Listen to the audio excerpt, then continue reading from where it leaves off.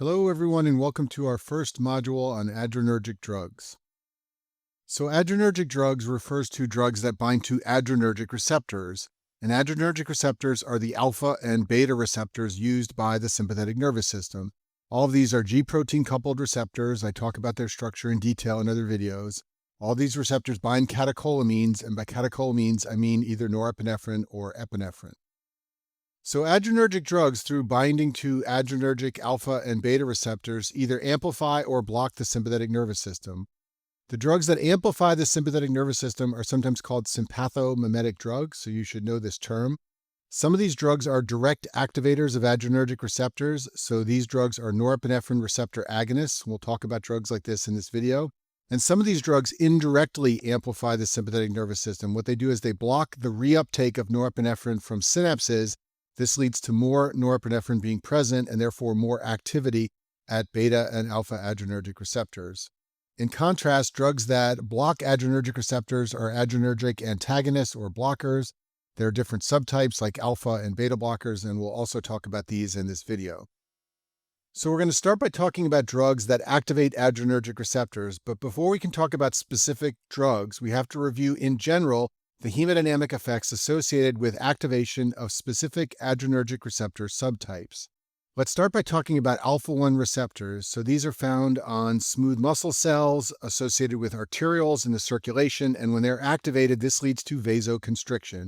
So drugs that activate alpha-1 receptors are going to cause vasoconstriction. They will raise total peripheral resistance, and your total peripheral resistance is the major determinant of your diastolic blood pressure. So any alpha-1 agonist drug is going to raise the overall blood pressure, but mostly it's going to raise the diastolic pressure. Drugs that activate beta-1 receptors, these receptors are found in the heart, and when they're activated by a drug, the heart rate will go up and so will the myocardial contractility. This means that beta-1 agonist type drugs raise the cardiac output. They also raise the systolic blood pressure because the major determinant of your blood pressure in terms of systole is the cardiac output. So these drugs will raise blood pressure overall, but mostly they will raise the systolic pressure. Beta-2 receptors are found on smooth muscle cells in the peripheral circulation, and when they are activated, this leads to vasodilation of specific tissue beds like tissue beds of the liver and skeletal muscle. And so activation of beta-2 receptors by a drug is going to lead to lower total peripheral resistance and lower blood pressure. These receptors sort of do the opposite of what alpha-1 receptors do. And then finally, alpha-2 receptors are a very unique subtype of adrenergic receptors. They're mostly only found in the central nervous system, and when they are activated by an agonist-type drug, there is less sympathetic output from the central nervous system in general. So with less output from the sympathetic nervous system, you get vasodilation and a decreased heart rate. And so later in this video, we'll talk about a few drugs that work by interacting with alpha-2 receptors. So shown on this slide is a table that you have to understand as a medical student. It shows the 6 major direct adrenergic agonist-type drugs that are used clinically, and it shows which adrenergic receptors they work on, either alpha receptors, beta-1, or beta-2. So I put epinephrine and dopamine in a group by themselves up at the top because these two drugs, which we'll talk more about in a second, activate all the adrenergic receptor types, alpha receptors, beta-1 receptors, and beta-2 receptors. These two drugs in the middle, isoproterenol and dobutamine, are mostly beta receptor agonists. Isoproterenol interacts with beta-1 and beta-2 receptors equally, and by binding to those receptors, it raises the heart rate and lowers the blood pressure. We'll talk more about this in just a minute. Dobutamine is mostly a beta-1 receptor agonist, although it has some beta-2 activity. So when you use this drug, you also get an increase in heart rate through beta-1 effects and a drop in blood pressure through beta-2 effects. And then finally, down at the bottom are two drugs that are mostly alpha agonists, norepinephrine and phenylephrine. Phenylephrine is a pure alpha agonist. It's going to activate alpha-1 receptors and cause vasoconstriction. Norepinephrine is also an alpha agonist, but it has some beta properties, so it will cause vasoconstriction like phenylephrine, but it will also increase the heart rate and contractility a little bit through beta-1 effects. Okay, so now let's talk about each of the drugs from that table in more detail, and I'm going to start by talking about dopamine and epinephrine. And as we saw in that table, these drugs are capable of activating beta-1, beta-2, and alpha-1 receptors. But what you should know about both of these drugs is that their clinical effects vary with the dose. At certain dosages, they activate one receptor type more than another. We'll talk about this in a second. But at all dosages, they have some effect on beta-1 receptors. So these drugs always raise the heart rate and contractility, which leads to an increase in the systolic blood pressure and this is all mediated by beta-1 effects. So these three things I've shown here, an increase in cardiac output, an increase in heart rate, an increase in systolic blood pressure, this is always going to happen with dopamine and epinephrine at whatever dose you use. Beyond this, though, the effects of these two drugs on total peripheral resistance and diastolic blood pressure, that's going to depend on what dose of the drug you're using. So we'll talk about dopamine first. So dopamine is a drug you can administer intravenously. You should be aware it doesn't cross the blood-brain barrier, so it has no central nervous system effects. You may know about how dopamine can cause movement disorders like Parkinson's and Huntington's, but none of those things happen when you give this drug as an intravenous agent. It only has peripheral nervous system effects. And those effects depend on the dose. So if you give dopamine at a very low dose, it will only activate dopamine D1 receptors. These receptors are found mostly in the kidneys, and when they are active, that leads to vasodilation. So what we like to say is that low-dose dopamine improves blood flow to the kidneys, and that's pretty much all it does, and this is through a D1 receptor effect. At a medium dose, you start to see some beta-1 agonist type effects. So at a medium dose, dopamine will not only improve blood flow to the kidneys, but it will also increase heart rate and contractility by effects on beta-1 receptors in the heart. And then finally, when you give a high dose of dopamine, it becomes an alpha agonist and it causes peripheral vasoconstriction. And so I've summarized these things in this table down here. At a low dose, dopamine only affects D1 receptors in the kidneys. This can slightly lower the peripheral resistance, although usually there's no major change. And the big effect of a low dose is just to improve blood flow to the kidneys. At a medium dose, that's where you get a lot of beta-1 effects. So the heart rate goes up, the cardiac output goes up, and the systolic blood pressure can rise. And then at a high dose, you get beta-1 receptors and alpha-1 receptors being activated. So you get all the beta-1 effects here. You also get a rise in peripheral resistance and a rise in the diastolic blood pressure. So the major clinical use of dopamine is in patients who have shock, especially cardiogenic or distributive forms of shock, especially in cases where you're worried about kidney perfusion in a patient who has shock. Dopamine is going to activate those D1 receptors and improve blood flow to the kidneys. And usually when you use dopamine for shock, you're giving a high dose. So you're getting effects on beta-1 and alpha-1 receptors. So the beta-1 effects are going to raise the heart rate, the cardiac output, and the systolic blood pressure. And the alpha-1 effects are going to raise the peripheral resistance, the diastolic blood pressure, and the mean arterial pressure. And I've summarized all these effects here. These are the things you'll read about dopamine doing in many textbooks on ICU care, and that's because they're talking about using it at a high dose like we do for shock. One thing to be aware of, however, is that because dopamine activates beta-1 receptors, it does raise the heart rate. And so some patients in shock are very tachycardic. And if that's the case, dopamine is usually avoided, and another drug like phenylephrine, which we'll talk about later, is often used. Any drug that has beta-1 properties is often avoided in a patient who has significant tachycardia because the drug is going to raise the heart rate even further, and sometimes that can start to become dangerous. And then epinephrine, as I mentioned before, also has dose-dependent effects just like dopamine. At low dosages, epinephrine is mostly a beta receptor agonist, so it will activate beta-1 receptors, which raises the heart rate, the cardiac output, and the systolic blood pressure. But it also activates beta-2 receptors, which causes peripheral vasodilation, so you can see a fall in the peripheral resistance and the diastolic blood pressure. At high doses, however, just like dopamine, it becomes an alpha agonist and it causes vasoconstriction. The alpha-1 effects dominate over the beta-2 effects. And so at high dosages, you get these hemodynamic effects shown right here. These are the same effects I showed on the last slide for high dosages of dopamine. The thing to know about epinephrine is that it's the drug of choice for anaphylaxis. So patients who develop anaphylaxis, which is a severe allergic reaction, they will develop wheezing from bronchoconstriction, and they will also develop vasodilation and low blood pressure. So the beta-2 effects of epinephrine are going to work on smooth muscle fibers in the lungs and cause bronchodilation. And this can be life-saving because one of the ways you can die from anaphylaxis is from severe bronchoconstriction. It also has those peripheral alpha-1 effects, and this leads to vasoconstriction so that the blood pressure comes back up and the patient doesn't have severe vasodilation. Okay, next let's talk about dobutamine. So dobutamine is mostly a beta-1 receptor agonist, although it has some lesser effects on beta-2 receptors and alpha-1 receptors. Because it affects mostly beta-1 receptors, its dominant effect is to raise the heart rate and raise the cardiac output. The blood pressure effects of dobutamine are a little bit complicated. So the mean arterial blood pressure usually falls, and that's because dobutamine activates beta-2 receptors, which cause vasodilation and a fall in the peripheral resistance, and therefore a fall in the diastolic blood pressure. This is complicated, however, by the fact that dobutamine has some limited alpha-1 effects, which can blunt these beta-2 effects. And also dobutamine raises the cardiac output, which can raise the blood pressure and also blunt the beta 2 effects. So depending upon which of these three factors here is dominant, you can see a rise in blood pressure, a fall in mean blood pressure, or no change in mean blood pressure on dobutamine. But as I said, usually the mean arterial pressure falls because of the beta 2 effects. You should also be aware that the effect of dobutamine on ventricular myocytes is greater than its effect on the SA node. So for this reason, it's said that dobutamine gives you more inotropy than chronotropy. This means you get more squeeze of the left ventricle, more inotropy, with not as much increase in heart rate or chronotropy. But the bottom line is that all of these effects lead to a rise in the cardiac output. And so I've summarized these effects right here. These three at the top you're always going to see with dobutamine because of effects on beta 1 receptors. These three down at the bottom are the effects you usually see because of effects on beta 2 receptors. And the major use of dobutamine is in cardiogenic shock. This is the drug of choice in a patient who has advanced systolic heart failure with a very low ejection fraction and a very low cardiac output. Okay, next let's talk about norepinephrine. So norepinephrine you may be familiar with as a neurotransmitter, but it's also an intravenous drug that can be administered to patients who have shock.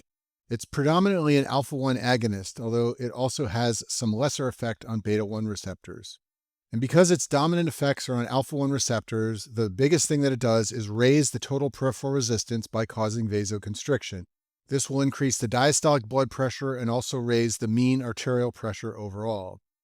Its effect on the heart rate is variable because it has two different and opposite effects on heart rate. So because it activates beta-1 receptors, this can raise the heart rate. However, it can also lower the heart rate through reflex bradycardia. Let me explain what I mean by this. Anytime the total peripheral resistance and the mean arterial pressure goes up, this is sensed by baroreceptors, and this dials down sympathetic tone to the heart, and that in turn causes the heart rate to go down. This is called reflex bradycardia. So basically, any drug that activates alpha-1 receptors and raises the blood pressure can in turn cause bradycardia reflexively through the sympathetic nervous system, and norepinephrine does this. So usually when you give norepinephrine intravenously, the heart rate goes up, and that's because of the beta-1 effects. But sometimes you see minimal or no change in heart rate, and that's because of the reflex bradycardia. Now, because of activating beta-1 receptors on myocytes, the cardiac output usually goes up, and this leads to a rise in systolic blood pressure to go along with the rise in total peripheral resistance. And so I've summarized all these effects right here. The heart rate, cardiac output, and systolic pressure usually go up because of beta-1 effects. But then the major effects of norepinephrine are through alpha-1 receptors. That's what raises the TPR, also the diastolic blood pressure, and the mean arterial pressure. And the major clinical use of norepinephrine as an intravenous drug is in the ICU for patients who have distributive shock, especially from sepsis. Distributive shock is associated with massive vasodilation, and so the increase in TPR that this drug causes can be life-saving and bring up the blood pressure. Okay, now let's talk about isoproterenol. Isoproterenol is a pure beta agonist. It activates beta-1 and beta-2 receptors. Because it activates beta-1 receptors, it will increase the heart rate and cardiac output. It will cause the mean blood pressure to fall. This is because it activates beta-2 receptors, which cause peripheral vasodilation and skeletal muscle beds in the liver, and this is going to lower the diastolic pressure and lower the mean pressure overall. And then because the blood pressure falls from isoproterenol, that triggers the sympathetic nervous system, and you get reflex tachycardia to go along with the increased heart rate from beta-1 activation. So both of these effects raise the heart rate significantly on this drug.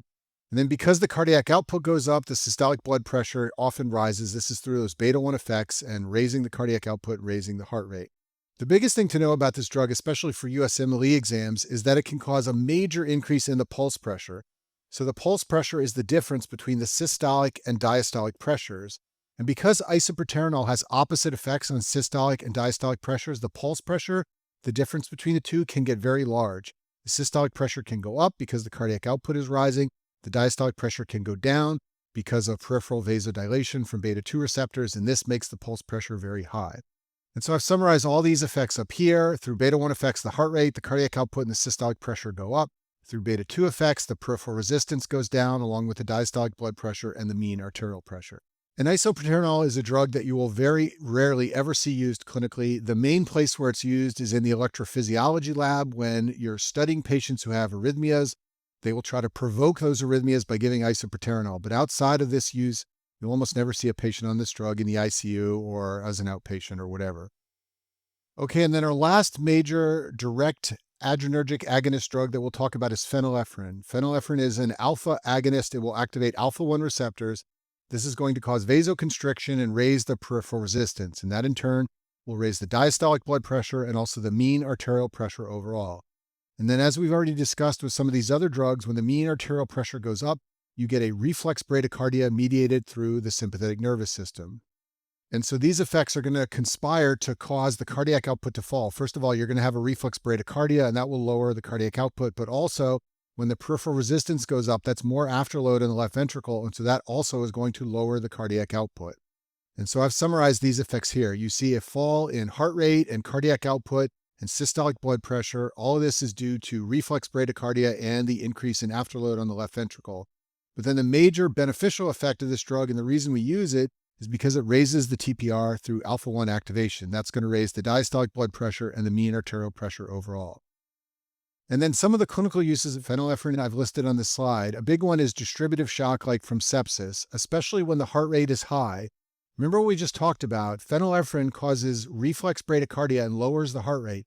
Contrast that with norepinephrine, which raises the heart rate through beta-1 effects. So if there's a patient with distributive shock and the heart rate is very high, often you will avoid norepinephrine and instead give phenylephrine. Phenylephrine will raise the blood pressure just like norepinephrine, but without increasing the heart rate further. Phenylephrine can also be used as a nasal decongestant, as a spray. Basically, this constricts blood vessels in the nose so that you have less runny nose. And then finally, this drug is also often used for hypotension during anesthesia. When patients are under general anesthesia, many of the anesthetics cause vasodilation and lower the blood pressure. So anesthesiologists will often give a little bit of phenylephrine to bring the blood pressure back up. So those 6 drugs we just went through are the major intravenous direct adrenergic agonist drugs that are used, especially in settings like critical care and shock. But on this slide, I've listed some other direct agonists that you should be familiar with. First of all, there's pseudoephedrine, which is another alpha agonist, just like phenylephrine. It can be used as a nasal decongestant. Albuterol and salmeterol are beta agonists. They're used in asthma and COPD, which I talk about in other videos. So there are lots of beta-2 receptors on smooth muscle found in bronchioles. And so when you activate those receptors with these drugs, that causes bronchodilation and that can improve airflow in pulmonary disease. And then terbutaline and ritadrin are beta agonist drugs. They activate beta-2 receptors found in the uterus. And these are used in obstetrics to decrease uterine contractions, especially in women who are developing contractions early, before their water is broken and before the baby is ready to be born. Giving one of these drugs will activate the beta-2 receptors. They will relax uterine smooth muscle, and that will decrease the contractions that are occurring. And then I'll finish this video by talking about some drugs that interact with alpha-2 receptors. So alpha-2 receptors are kind of funny adrenergic receptors. They have no real direct role on smooth muscle tissue or in the heart.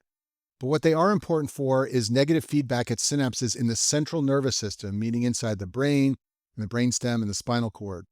So you find these alpha-2 receptors on presynaptic neurons associated with the sympathetic nervous system, and they work something like what I've shown in this picture here.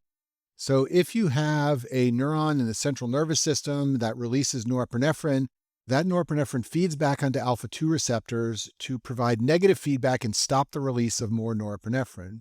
What this means is that anytime you activate these receptors, you're basically tricking the sympathetic nervous system into thinking that it's overactive, and it will decrease its release of norepinephrine. And so that's how drugs work on these alpha-2 receptors. There are a small number of drugs that are alpha-2 agonists. They activate these receptors, and this basically overall decreases the output of the sympathetic nervous system from the central nervous system. So there are 2 rarely used drugs for hypertension that are alpha-2 agonists. Those 2 drugs are clonidine and methyldopa. They are agonists to the alpha-2 receptors in the central nervous system, just like we talked about in the last slide. When you give these drugs, they inhibit the release of norepinephrine, and this is going to reduce sympathetic outflow. These drugs are sometimes described as sympatholytic drugs, meaning they are lytic to the sympathetic nervous system. Because the sympathetic nervous system has less overall output, this will lower the blood pressure. The reason these drugs aren't used much anymore is because we have much better drugs than clonidine and methyldopa, and both of them cause significant sedation. This is the major downside to these drugs. Patients who have to take them find themselves sleepy and tired all the time. And then there's an alpha-2 agonist called aproclonidine, sometimes used to treat glaucoma, which I talk about in the ophthalmology section. It is also an agonist to alpha-2 receptors found in the eye. This drug can be given as drops to the eye. When you give this drug, it will inhibit norepinephrine release by activating alpha-2 receptors. This will lead to less stimulation of beta receptors in the eye, and beta receptors are found on ciliary muscle fibers that produce aqueous humor. So when you have inhibition of these beta 2 receptors through aproclonidine, you get less production of aqueous humor, and that lowers the intraocular pressure. And so I'll finish with this slide of some clinical scenarios where these different drugs are used. So first, consider a 5-year-old boy who's stung by a bee. He has hives on his skin and wheezing. This is anaphylaxis, and the drug of choice, as we talked about earlier, is epinephrine. In contrast, imagine a 75-year-old man who has pneumonia and now develops hypotension. This man has septic shock. The drugs we like to use here are norepinephrine and phenylephrine because they are alpha agonists to bring up the blood pressure. Next, imagine a 66-year-old man who has a massive myocardial infarction and now has hypotension. This man has cardiogenic shock. The drug of choice here is dobutamine because it's a beta-1 agonist. It will increase the heart rate and increase the cardiac output. A 10-year-old boy who has a history of asthma who presents with wheezing and dyspnea. That boy is having an asthma flare. This is where albuterol is given, often as a nebulizer that's inhaled. It's going to activate those beta 2 receptors on bronchial or smooth muscle, and that's going to lead to bronchodilation. And then lastly, imagine a 22-year-old man who has a runny nose. This man has rhinitis. This is where pseudoephedrine or phenylephrine as nasal sprays can be administered because they are alpha-1 agonists.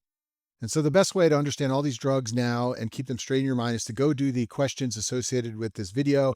I've written them myself. I've designed them to emphasize all the points in this video. And I think after watching this and then doing all those questions, you should have a very clear picture in your mind of how all these adrenergic drugs work. And that concludes our first module on adrenergic drugs.